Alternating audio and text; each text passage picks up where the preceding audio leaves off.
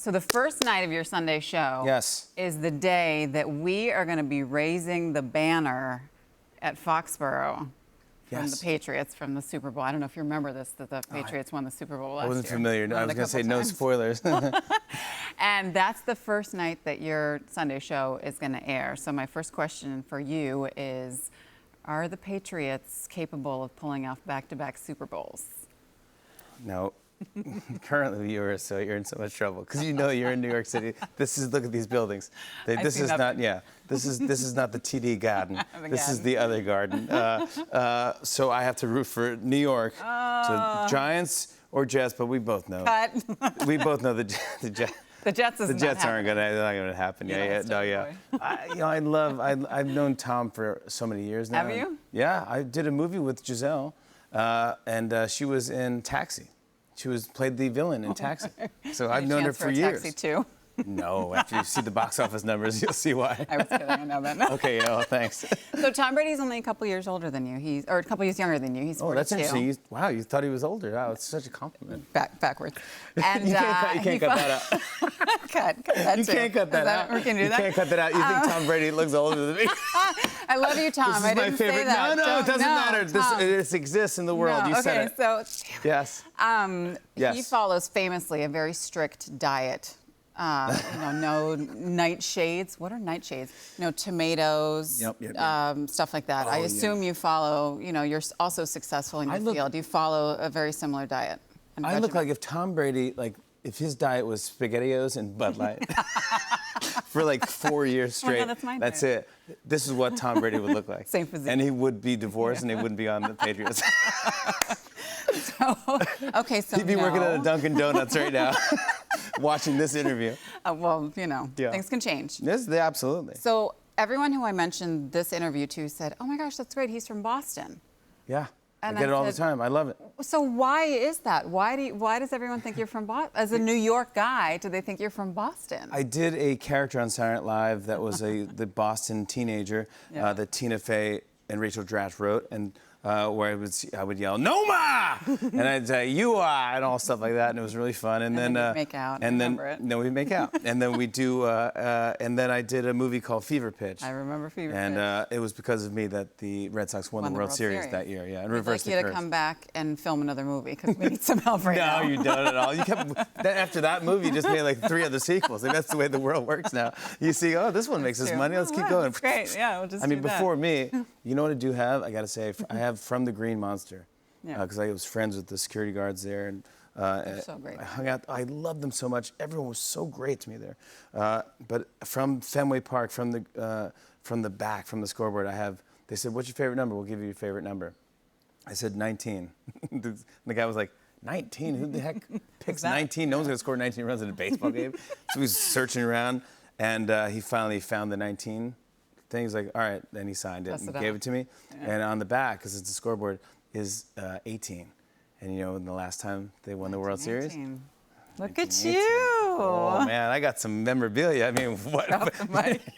Please don't, it's very expensive. No, I won't. I didn't touch it, I promise. But we're on budget here at NBC. How is it that you're able to do the Boston accent so well? Because you know as well as I do that it gets butchered. It's awful. I was watching that show, The Hill, with Kevin Bacon. Yeah. Have you seen it? Yeah. Bless his heart. I had to turn it off. So why do you do it so well if you're a New Yorker? Because what I do is I don't do that much of it. Because if you realize in Boston, the same thing with Brooklyn accents in New York, no one walks around going like,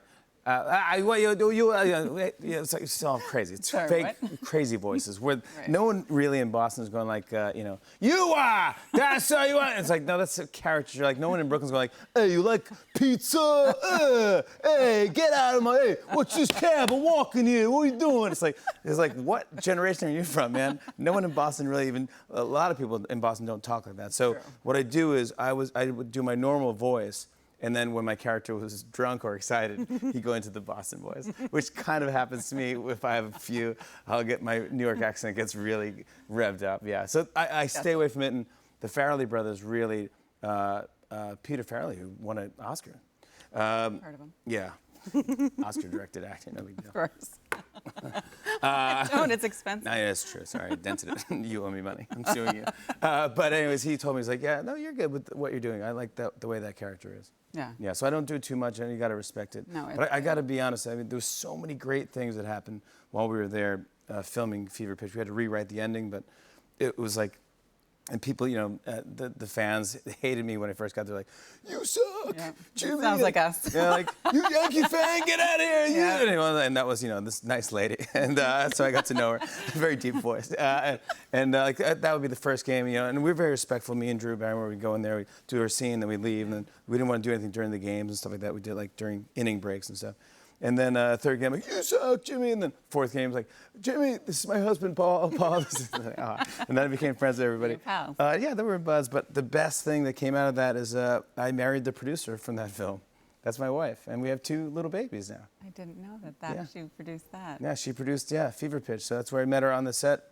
And we fell in love in Boston. And it's a magical city. They got, some of the best spirit. I go back every now and then to do Dennis Leary's charity. Yeah. But it's the best crowds in the world. I mean, they got spirit, man. I could see why Boston and New York, they keep all these franchises alive. It's true, we do. They do. This is only exciting games. You want to see that? Come on. Hey. So, okay. Oh, wait, well, then we have to do this. Go for it.